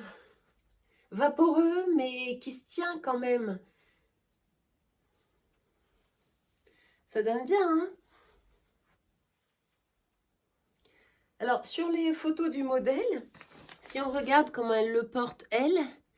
et puis sur les photos de Ravelry, on voit souvent un problème de pull qui fait comme ça là.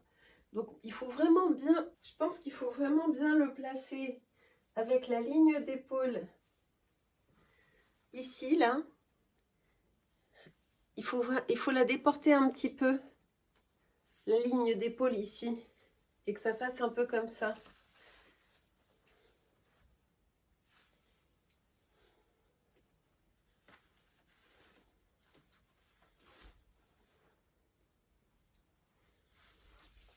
C'est chouette, hein? J'adore. Alors, que je vous explique un peu les fibres que j'ai utilisées pour faire ce magnifique petit gilet. C'est un gilet qui ne se ferme pas, c'est donc une petite veste d'été. C'est ce petit gilet qui se porte comme ça, sans bouton, j'aime beaucoup. Alors, les laines que j'ai utilisées, c'est ces deux fils là. Bien sûr, on va avoir un problème de... Voilà. Donc, c'est la Pearl Mohair de chez Majogarn et la Tweed Supreme de chez Majogarn. Et dans le vert de la Tweed Supreme, il y a des petits spots de couleur qu'on retrouve bien dans la veste.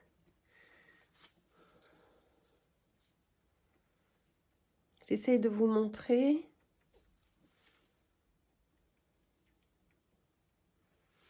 Au début, j'avais fait un échantillon avec les fils qu'elle recommande dans le patron, c'est-à-dire un fil de fingering et 2 fils de mohair. Et puis moi, je sais que le mohair de chez Majogarn est très duveteux, j'avais peur de perdre la texture. Donc j'avais dit, non, je vais faire l'inverse, je vais mettre 2 fils de Supreme Tweed Supreme, et un seul fil de mohair. Et en fait, je ne l'ai pas gardé parce que j'ai tout défait pour m'en servir, mais j'avais commencé le gilet comme ça, et ça faisait un aspect beaucoup trop cartonné en fait. Ça faisait pas... Hop, ça ne faisait pas l'aspect léger et vaporeux, ça donnait trop de structure au pull. au gilet. Et donc, j'ai essayé de faire l'inverse, c'est-à-dire 2 de mohair et 1 de Tweed Supreme. Et là, c'était vraiment le cas, on perdait la texture. Donc, ce que j'ai fait, c'est que j'ai utilisé un fil de chaque. Et en fait, j'ai eu besoin de très peu de ça. C'est de la laine Merino 100% mulesing free, c'est-à-dire qu'on a pas mal traité les moutons pour pouvoir fabriquer ce fil. 50 grammes, 350 mètres, et c'est de la Merino extra fine. C'est une excellente qualité de fil. Comme vous avez 350 mètres pour 50 grammes, c'est-à-dire 700 mètres au 100 grammes, c'est presque une lace, ça. Et bien en fait, j'ai eu besoin que de 4 pelotes. Oui, 4 pelotes, 3 pelotes. J'ai utilisé que 3 pelotes de Tweed Supreme. Donc Wako qui m'avait envoyé gentiment une pelote de plus au cas où. Finalement, c'est adorable, mais je me retrouve avec à nouveau une quantité pull de lui. Et je pense que je vais me refaire un pull dans ces coloris-là. J'adore, je trouve ça vraiment très joli. Je trouve que c'est une couleur qui me va bien. C'est frais, c'est quand même assez neutre. Je regrette pas du tout. Au début, je me suis dit, oh là là, c'est un risque à prendre, moi qui porte que des couleurs très classiques. Bon, et ben, je trouve que ça reste assez classique. Et j'aime beaucoup aussi, ça c'est un de leurs nouveaux coloris de Mohair et Soie. Ça c'est Mint Glow en Pearl Mohair. Et ça c'est Mellow Mint. Mellow Mint. Et les deux vont très bien ensemble. J'ai utilisé 3 pelotes de Tweed Supreme et 5 de Pearl Mohair. Ça fait que 25 grammes, alors que là, ça fait 50 grammes. 210 mètres au 25 grammes, donc 420 mètres au 50 grammes. 350, ouais. On entend les cloches de l'église. Donc, patron produisant un chouette résultat, mais très limite en termes d'explication. Je l'avais déjà entendu dire, hein, ça que...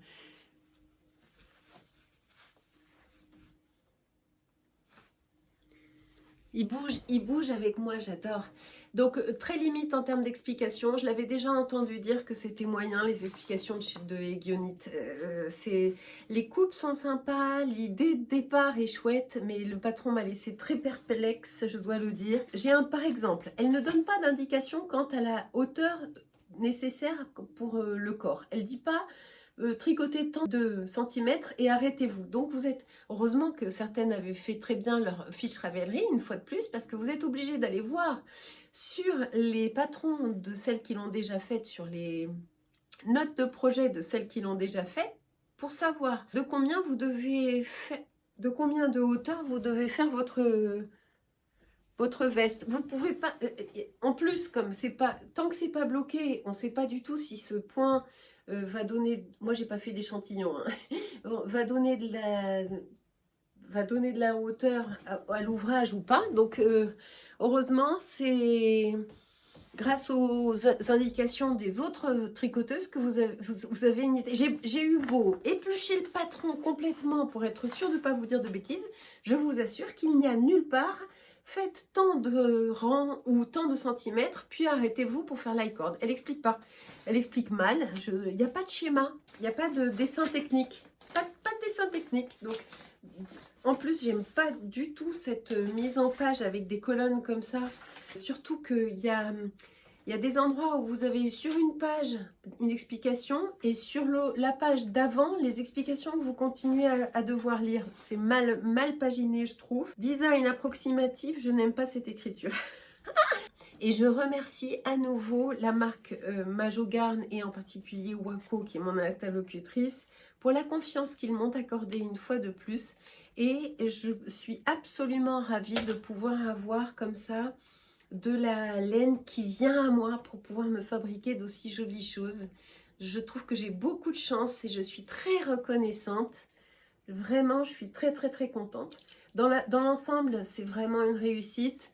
Je pense que je vais le porter. Je trouve que c'est très féminin et très chic. Et j'aime beaucoup la hauteur des manches. J'aime beaucoup la hauteur des manches. J'aime beaucoup cette petite veste. Ça a été quand même beaucoup de boulot. Et je suis ravie de l'avoir terminée. J'en avais marre à la fin.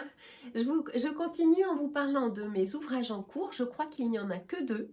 Je suis très raisonnable en ce moment. Et ensuite, je vais vous parler du gilet de Karine Le Marchand, du tirage au sort et d'encore un autre truc dont je veux absolument vous parler. Voilà, vous allez, tenez le coup, vous allez voir. Alors, première chose, en encours, j'ai un encours petite knit.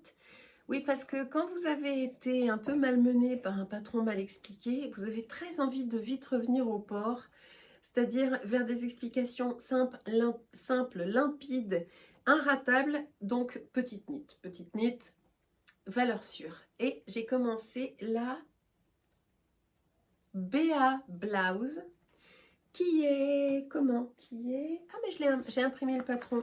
Moi j'aime bien, je vous l'ai toujours dit, hein, j'aime beaucoup imprimer mes patrons parce que je gribouille mes notes dessus, comme ça je me souviens des choses que j'ai à vous dire. Elle est comme ça, la BA Blouse, je trouve que c'est très chic. J'aime beaucoup ce col bateau, je trouve que le pull fait un petit côté habillé mais tout simple, tout ce que j'aime. Je l'ai payé 6,98 €, je l'ai acheté le 10, c'est-à-dire il y a 5 jours. Je l'ai commencé le 11, c'est-à-dire il y a 4 jours. J'ai décidé de faire la taille S pour tout le début, le montage. Elle recommande une aisance négative de 2 cm, mais moi j'étais avec mon buste, mon tour de poitrine de 92 cm, je suis entre la taille S et la taille M. Ce que j'ai fait, c'est que j'ai monté la taille S pour tout le début de l'encolure parce que je ne voulais pas que ce soit trop ouvert sur les épaules, que le pull risque de glisser de mes épaules qui sont assez... Enfin, je pense que je fais une taille S sur les épaules, mais une taille M en buste. Et donc, j'ai juste rajouté une augmentation avant de séparer pour les manches du corps pour pouvoir laisser un tout petit peu plus de place autour de poitrine. J'utilise les aiguilles 4 comme elle le recommande. Et j'ai déjà fait tout ça. Alors, je veux vous le montrer à l'endroit parce que, voilà, ça c'est le devant et ça c'est le dos. Il y a des rangs raccourcis sur le dos pour creuser un petit peu l'encolure et elle demande de faire un montage serré. Donc j'ai fait un montage classique, vous savez, le montage en boucle. Sauf que j'ai l'impression quand même que c'est un peu grand. Si jamais je trouve que l'encolure est un peu trop grande, je passerai à un petit élastique.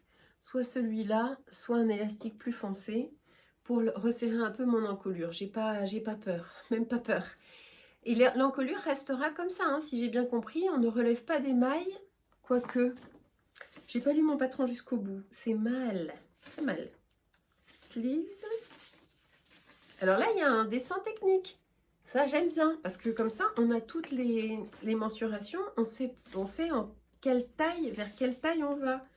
Je ne crois pas qu'on relève des mailles sur l'encolure pour pouvoir resserrer le col. Après, je me dis que si jamais mon col est trop ouvert et que je trouve que l'encolure descend trop sur les manches, ce qui m'étonnerait vu que petite knit est une valeur sûre, comme je viens de le dire, et bien à ce moment-là, si jamais je trouve que c'est trop grand, ce que je ferais, c'est que je relèverais des mailles sur tout le haut du tour, sur tout le col, et je rabattrai ensuite, comme ça, ça redonnera un petit peu de... Non, il n'y a pas de relevage, hein. En fait, on va le porter accru comme ça. Alors, regardez comme la couleur est belle. Et la couleur, c'est un fil que j'ai acheté au salon Entre-deux-Laines l'année dernière. Salon auquel je pense pas pouvoir aller cette année, sauf si en dernière limite, je peux m'y pointer en fin de journée du dimanche. Mais ça, c'est pas sûr du tout. Et donc, c'est des écheveaux que j'avais achetés chez Maison Corlaine au départ. Je voulais me faire le pull pigne d'Atelier Émilie. J'avais choisi le coloris et... Est-ce que ça sent bon? Le coloris et la quantité de fil avec Émilie d'Atelier Émilie, Émilie Louis. J'avais été très flattée qu'elle fasse ça avec moi. Et donc, c'est Maison Corlaine. Maison Corlaine, oh, l'étiquette est magnifique et elle est à l'image de leurs coloris, tous plus beaux les uns que les autres.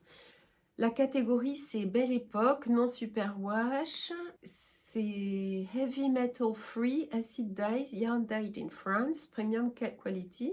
Le coloris, c'est Everett. Je crois, si je dis bien, c'est le coloris Everett. J'ai mis mes écheveaux en cake J'arrive pas à lire le coloris. Everett, je crois que ça doit être ça. Magnifique coloris. On reste dans du vert, hein. C'est marrant parce que je passe d'un vert à un autre vert. À croire que c'est la couleur, le coloris du moment. En fait, j'essaye d'utiliser tout ce qu'il y a dans mes étagères. C'est génial d'aller faire ses courses dans sa propre petite boutique de laine à la maison. Donc, j'ai fait tout le début de mon corps jusqu'à la séparation pour les manches avec 2 fils tenus ensemble. Hop. Et ensuite, quand j'ai séparé pour les manches et que j'ai attaqué mon corps en jersey tout le temps à l'endroit, j'ai bobiné mes 2 autres écheveaux. J'en ai 4, hein, normalement ça devrait aller, puisque c'est l'équivalent de 8 pelotes. J'ai bobiné mes 2 autres écheveaux pour alterner et éviter les démarcations de changement de pelote. L'idée, c'est que quand vous avez une laine de teinturier indépendant, de teinturier artisanaux, le fil risque de ne pas être exactement du même coloris d'une pelote à l'autre. Et donc, pour éviter les démarcations et pour bien mélanger les fils, c'est la méthode hélicoïdale que j'utilise. J'ai trouvé un tuto sur Clotricot, de ces tutos en ligne qui sont si bien faits. À chaque fois que j'en ai besoin, je retourne voir parce que j'arrive pas à me souvenir de comment on fait, de comment on commence en fait son tour en hélicoïdale. Donc, j'ai déjà utilisé bien 3/4 de mes pelotes pour tout le haut du corps et j'ai bien avancé, commencé mes 2 autres écheveaux pour la partie corps. Et voilà ce que ça donne. Je trouve ça magnifique.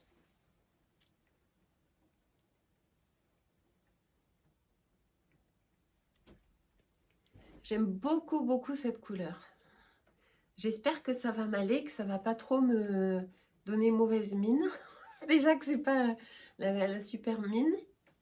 Et j'espère aussi que le col va se tenir et pas dégouliner de mes épaules. Mais si c'était le cas, je ne l'ai pas encore essayé, hein. Si c'était le cas, je sais comment réparer l'affaire. Donc on a ces rangs raccourcis qu'on risque de... Je ne sais pas si je vais pouvoir vous les montrer. On a quelques rangs de plus à l'arrière du haut de nuque pour donc remonter le haut de nuque. Et puis ensuite on déroule tout en jersey. Elle fait tout faire en circulaire. On n'a pas du tout à relever de mailles ou à séparer le devant du dos. Tout est en circulaire dès le départ avec une méthode de manche contiguë qui s'ouvre ici avec des augmentations de part et d'autre de la ligne du cou là. Hop. Je trouve que c'est vraiment joli comme construction, hein. Et ensuite on commence aussi des augmentations à rythme différent pour la poitrine avant de séparer pour les manches. Voilà, j'espère que ça ira en termes de taille parce que non, je n'ai toujours pas fait d'échantillon. En tout cas, la laine est très très douce. J'aime beaucoup sa couleur, j'aime beaucoup cette construction. C'est un pull que je suis sûre et certaine de porter et qui aura pas mal d'allure pour les soirées où on est invité à dîner par exemple. Un joli petit pull un peu chic, très sympa. Donc la Bea Blouse de Petite Knit, c'est un patron qui n'a pas encore été trop tricoté par rapport aux autres patrons de Petite Knit, c'est rigolo. Je suis contente. Ensuite, j'ai aussi sur mes aiguilles, non pas une paire de chaussettes, mais une paire de moufles. Et on m'a offert les moufles Chantal Mittens de Moreka Knits. Je vous mets une image ici pour vous montrer un peu. C'est un joli motif texturé de mailles glissées comme ça. Et je les tricote avec ce que j'ai sous la main, c'est-à-dire mon petit stock de laine. Et là, c'est la Nord de Drops, qui est un petit peu chinée comme ça. Pas chinée, vraiment. En plus, on voit pas bien à l'écran, mais elle a des petites variations. C'est le coloris 11, ce coloris brique un petit peu. Au départ, j'avais voulu l'associer avec du mohair de Knitting for Olive coloris Rust parce que ça allait super bien ensemble. Sauf que j'ai tout défait parce qu'on perdait la texture. et que comme ces mailles glissées resserrent déjà très fort le tissu, j'avais l'impression que ça cartonnait, que c'était vraiment pas utile, surtout que la Nord, elle a déjà un petit halo, puisque ça contient un petit peu d'alpaga. Dans la Nord de Drops, il y a 45% d'alpaga, 30% de polyamide et 25% de laine, mais c'est pas une raison pour pouvoir le mettre en machine, puisque malgré les 30% de polyamide, c'est une laine, un fil qui feutre énormément la Nord. Mais c'est un fil que j'utilise beaucoup, il est très polyvalent, j'aime beaucoup. Donc en fait, j'ai monté la taille.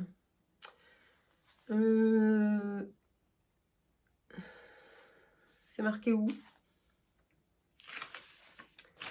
J'ai pas noté, mais je crois que je fais la taille 3. Et j'aime beaucoup ce motif. Alors c'est un motif qui se décline sur plein d'autres patrons de Morekanitz. C'est la première fois que je tricote un patron de Morekanitz. J'aime beaucoup cette façon d'écrire. Je crois qu'elle a pas mal de succès. C'est la petite designer qui monte, qui monte. Elle a décliné son patron de Chantal quelque chose en bonnet, en pull, en veste, cardigan, gilet, tout ça. J'aime beaucoup, ça donne pas mal. C'est chouette aussi d'alterner, de ne pas faire tout le temps des chaussettes, d'avoir aussi une paire de moufles. Ça s'appelle mittens, mais c'est des moufles. Et j'aime bien parce que ce sont des moufles dont le bord des doigts est bien arrondi. J'aime beaucoup. Donc voilà, j'ai que ça comme ouvrage en cours. C'est-à-dire ça et ça. Pendant le montage, je vais beaucoup avancer ça, peut-être même ça. Et puis j'avance et je reviens vous en parler la prochaine fois. Ensuite, qu'est-ce que je voulais vous dire d'autre? J'ai fait un échantillon. Alors, je vais faire pause pour aller vous chercher les trucs. Alors, je me suis rechangée parce que j'avais froid. Et le petit popo de jacket, c'est vraiment un petit pull de... Je vais essayer de recadrer. C'est vraiment un petit pull de... un petit gilet d'été. Hein. Alors, j'explique. J'avais reçu un message de Isanlaine, qui est une personne qui fait de la teinture de laine, et qui voulait me faire tester très gentiment ce qu'elle pouvait proposer. Donc j'ai choisi sur son site, j'ai choisi un coloris qui était assez osé pour moi, mais je me suis dit, bah, tant qu'à faire à faire quelque chose avec de la laine teinte à la main, autant prendre quelque chose de très coloré, très peps, mais quand même très doux. Et ça, je sais que ça se mélange bien quand c'est mélangé avec un fil fingering de couleur neutre. Et c'est donc du mohair et soie. Et là, c'est la couleur douceur d'or. Et donc, elle avait la gentillesse de m'en offrir une quantité suffisante pour faire un pull. Et j'ai reçu 3 écheveaux. J'ai commencé à les mettre en cake pour pouvoir les tricoter et faire un échantillon, voir un peu ce que ça donne et imaginer quoi faire avec. Et donc, en les bobinant, je me suis rendu compte, mais ça c'est le propre de la teinture artisanale, hein, que les 2 écheveaux ont vraiment des nuances différentes. Voyez-vous, on en a un qui est plus dans les roses et un autre qui est plus dans les verts. Et celui-là, je voulais vous le montrer, donc je ne l'ai pas encore bobiné. Mais une fois que je l'aurai bobiné, je vais voir un peu quel sous-ton il a. Donc ça, c'est sûr qu'il va falloir que je les alterne dans l'ouvrage que je vais choisir de faire avec, pour ne pas avoir de démarcation avec un endroit du pull ou du gilet ou que sais-je, qui soit plus dans ces tons-là et l'autre plus dans ces tons-là. Et quand j'aurai bobiné celui-là, je vais voir aussi comment je vais pouvoir les alterner. Bref, j'ai fait 2 échantillons. Un échantillon comme ça et un échantillon comme ça. Celui-ci, je l'ai fait par curiosité, en mélangeant le Tweed Supreme coloris Mellow Mint qu'il me reste, puisqu'il m'en reste assez pour faire un pull. Donc mélangé avec ça, et voilà ce que ça donne. Ça donne ça. Et ces sous-tons verts me plaisent moyennement. Je pense que celui-là, il faut qu'il soit associé à quelque chose de moins varié. Et ensuite, j'ai fait un échantillon vous entendez la pluie? On entend beaucoup, hein. En associant avec de la Alva de chez Filcolana, qui est un fil lace que j'ai choisi exprès dans ce doux beige rosé qui est le coloris 380, que j'ai choisi exprès pour aller avec ça. Et ça, j'avais acheté chez les tricoteuses Mercerie à Langon. Et l'échantillon donne ça. J'adore.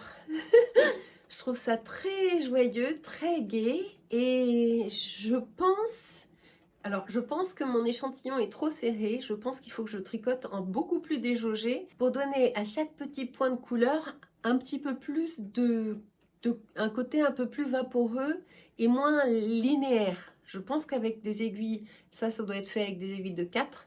Je pense que je m'en sortirais mieux avec des aiguilles de 6. Je pense que ça sera plus étalé, plus joli, des mailles moins serrées. On n'est pas droit, hein. Des mailles moins serrées et donc un pull plus portable en été, parce que si les mailles sont très serrées, le pull donne plus chaud, et donc avec des mailles beaucoup plus lâches, on a un pull qui va bien pour la mi-saison ou pour l'été, même les soirées fraîches d'été. Donc ça me plaît et j'ai été validée dans mon choix par la photo que je vous mets là. Parce qu'avec mon lumbago, là, il a fallu que j'essaye de marcher un petit peu. Parce que là, vraiment, motion is lotion. Le fait de marcher ne pouvait que me soulager. Et moi qui déteste la ville, le shopping, les boutiques, etc., j'ai pu faire quelques pas, quelques centaines de pas, et aller avec Guillaume, parce que toute seule, je pense que je n'aurais pas pu tellement j'étais vraiment pas bien du tout. Et on s'est retrouvés devant la vitrine des petits hauts. Et dans la vitrine des petits hauts, il y avait ce pull-là. Et donc, on est pile dedans, pas dans cet échantillon-là, mais dans celui-là. C'est vraiment la sérendipité. Et donc, je vais pouvoir attaquer un lento, puisque le lento, c'est un patron que j'ai, avec ces fils-là, en aiguille 6. Le lento se tricote en aiguille 6. Et on aura le même genre de résultat, je pense, que le pull qui était dans la vitrine des petits hauts. Alors, Guillaume me dit... Oui, ça fait très girly, hein, ça fait très fifi. Donc, je dis, ben, attends, je suis une fille, donc j'ai le droit de m'habiller comme une fille, je vais peut-être m'habiller comme une fille, même, je vais le faire. Et l'autre truc aussi, toujours, alors c'est marrant parce que je ne suis pas sur Instagram parce que je déteste en fait, je n'ai jamais aimé ce genre de principe où les gens ne montrent que ce qu'ils veulent nous montrer. Enfin bon bref, je ne suis pas sur Instagram.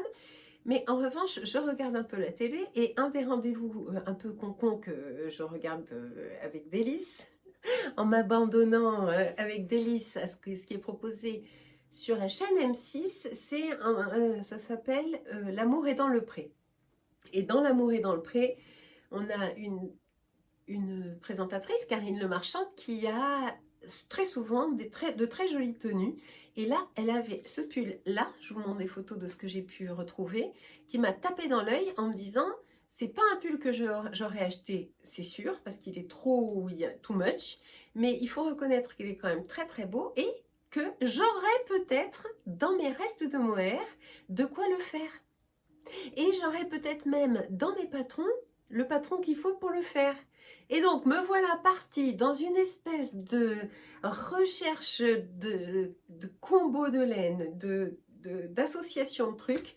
Déjà, il fallait retrouver comment s'appelait le patron initial du pull. Et donc, j'ai retrouvé, c'est le pull rose carmine, qui est à 544,09 € en ligne, rose carmine, qui a une particularité, c'est d'avoir des petites paillettes sur le bord-côte du devant et sur le bord-côte des manches, seulement là, qui est un pull sans bouton, un gilet mais sans bouton avec un col en V, et il se trouve que j'ai le Hackett Jacket de Real Ruth dans mes patrons. Vous avez la possibilité de le faire en fil mohair.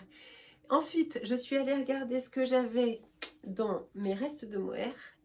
Il y a 13 couleurs pour fabriquer le pull et je pense qu'on est pas mal. Il me manque un jaune, je crois. Il me manque, je pense qu'avec ce pauvre petit reste d'orange, j'aurais pas assez. Je pense qu'il me faudrait une pelote de jaune et une pelote d'orange abricot pour vraiment faire l'affaire. Alors là, ça y est, ça c'est tout déballonné. Mais on a besoin de 12 pelotes qui vont du violet au vin, en passant, enfin lit de vin, en passant par le rose, rose Barbie, rose pâle, pêche, couleur pêche. C'est parfois des pelotes entamées, parfois pas. J'ai du doré et j'ai des restes de tas de trucs, ce kaki, ce marron. Et je pense qu'on peut y arriver. Mais j'ai besoin de votre validation. Vous croyez que je le fais ou je le fais pas? Parce qu'en gros, ce qu'il me faudrait, c'est racheter une pelote d'un jaune vanille. Une pelote, hein, ça va. Je peux acheter une pelote de jaune vanille en mohair et soie. Il me faudrait une pelote d'un orangé plus fiable que ce petit reste-là, qui risque de pas être suffisant, qui est magnifique, mais qui risque de pas être suffisant. Et je voudrais qu'il soit un tout petit peu plus pâle. Et il me faudrait des paillettes rouges. Rouge bordeaux, comme elle a sur le bord là, ou rouge framboise. Qu'est-ce que je fais? Je le fais ou je le fais pas? Dites-moi en commentaire si vous pensez que ça vaut le coup que je m'y mette. Je pense qu'il faut des bandes de 3. J'ai bien regardé le patron, c'est des bandes de 3. Et je pense qu'il faut que je tienne mon mohair en double, mais peut-être pas quand même en triple. Je vais analyser pour savoir si je fais en double ou en triple. J'ai plus de chances d'y arriver avec mes restes si je fais en double qu'en triple, bien sûr. Et le mohair double, c'est déjà assez épais, hein. Qu'est-ce que je fais? Je le fais ou pas? Bon, dites-moi en commentaire si vous pensez que ça vaut le boulot ou non, sachant que j'ai tout ce qu'il me faut sous la main. C'est pas parce que j'achète 2 pelotes que je dois me bloquer pour ça. Ensuite, je voulais vous parler d'un dernier truc avant de vous donner les résultats du tirage au sort et de tirer ma révérence. J'ai été contactée par une nana qui fait un podcast avec sa fille, ça s'appelle Mohair et Fil, pour le jeu de mots mère et fille. C'est Amélie et sa fille. Et Amélie m'a écrit en disant qu'elle avait une autre fille, Gabrielle, qui est finaliste du concours Sina Marie-Claire Maison. Donc c'est un très joli concours. Sa fille est finaliste et elle est finaliste grâce à un objet qu'elle a conçu avec de la laine, en essayant de travailler la question de cette laine qui est, d'ailleurs dans L'amour est dans le pré, ils en parlaient, cette laine qui est produite sur nos moutons en France et qui est jetée à la poubelle. Et elle a besoin de votre soutien, de notre soutien. Il faudrait que vous alliez cliquer sur le lien que je vais vous mettre en barre d'infos. Ici défilent quelques images qu'elle a pu m'envoyer pour qu'on puisse soutenir Gabrielle dans son projet textile pour ce joli pouf qui s'appelle Mary, qui est en laine feutrée et qui a besoin de nos votes, parce qu'en fait vous pouvez voter sur le site Sina Marie-Claire Maison. Vous risquez même de remporter quelque chose, d'un objet Sina ou quoi. En tout cas moi je suis allée voir et j'ai voté. Ça serait génial qu'on aille toutes voter pour elle et qu'elle puisse remporter ce concours grâce à nous, parce que je trouve que son pouf Mary est vraiment joli, que sa démarche est géniale, et je remercie beaucoup sa maman Amélie de m'avoir fait confiance pour m'alerter sur son projet. Le projet est génial. Moi, la marque Sina, c'est une marque que j'ai toujours aimée. On a des souvenirs de famille sur un canapé Sina où on a fait de la gym, des acrobaties et tout. Mes parents l'ont toujours, alors que quand j'avais 8 ans, on l'avait déjà. Donc, je vous remercie à l'avance de bien vouloir aller soutenir Gabrielle dans sa démarche de valorisation de nos laines de France, comme ça, grâce à ce joli mobilier. Et enfin, voilà les gagnantes du concours. Je vous mets les résultats avec la capture d'écran ici.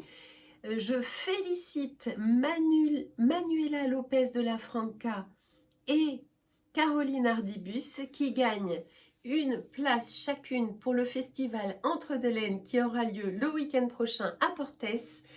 Je vous souhaite le meilleur tricot du monde, les plus belles journées pluvieuses du monde, bien occupées à tricoter, toujours autant de belles mailles. Et je vous